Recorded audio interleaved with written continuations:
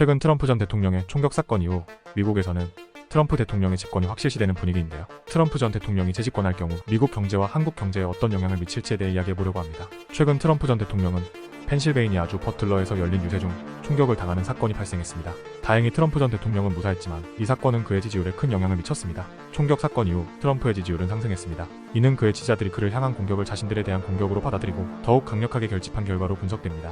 또한 트럼프 전 대통령은 이번 사건을 통해 자신의 정치적 메시지를 강화하며 지지자들의 결속력을 높였습니다. 총격 사건 이후 트럼프 전 대통령이 파이트라고 외치며 남긴 사진은 미국에서 엄청난 인기를 끌고 있습니다. 이 사진은 티셔츠로도 제작되어 판매되고 있으며 그의 지지자들 사이에서 큰 화제를 모으고 있습니다.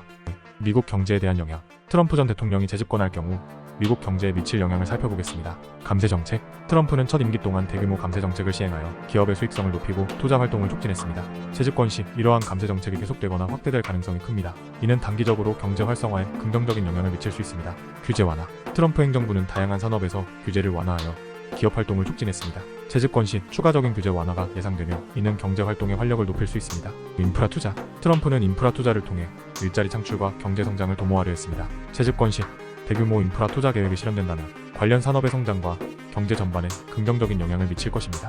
무역 정책. 트럼프의 무역 정책은 보호주의적 성향이 강했습니다. 재집권 시 중국과의 무역 전쟁과 같은 보호주의 정책이 계속될 가능성이 있으며 이는 미국 경제에 긍정적 또는 부정적인 영향을 미칠 수 있습니다. 3. 한국 경제에 대한 영향. 이제 트럼프의 재집권이 한국 경제에 미칠 영향을 살펴보겠습니다. 미중 무역 갈등. 트럼프의 보호주의적 무역 정책은 한국 경제에 직접적인 영향을 미칠 수 있습니다. 한국은 대중 무역 의존도가 높기 때문에 미중 무역 갈등이 심화되면 한국의 수출 감소와 경제 성장 둔화로 이어질 수 있습니다. 환율 변동성. 트럼프의 무역 정책과 미국 경제 정책 변화는 글로벌 금융시장에서 환율 변동성을 높일 수 있습니다. 원달러 환율의 급격한 변동은 한국 수출 기업에 부정적인 영향을 미칠 수 있습니다. 방위비 분담금. 트럼프는 첫 임기 동안 한국을 포함한 동맹국들에게 방위비 분담금을 늘릴 것을 요구했습니다. 재집권 시 이러한 압력이 계속될 가능성이 있으며 이는 한국 정부의 재정 부담을 증가시키고 경제에 부정적인 영향을 미칠 수 있습니다. 자동차 및 철강 관세. 트럼프 행정부는 한국산 자동차 및 철강에 대해 관세를 부과한 바 있습니다. 재집권 시 이러한 관세 정책이 유지되거나 강화될 가능성이 있으며 이는 한국의 해당 산업에 부정적인 영향을 미칠 수 있습니다.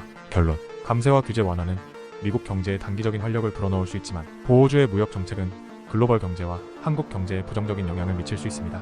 또한 최근 총격 사건 이후 그의 지지율 상승과 파이트, 사진의 인기 등은 그의 정치적 메시지를 강화하고 있습니다. 오늘 영상이 도움이 되셨다면 좋아요와 구독 부탁드리며 댓글로 여러분의 의견도 나눠주세요. 감사합니다.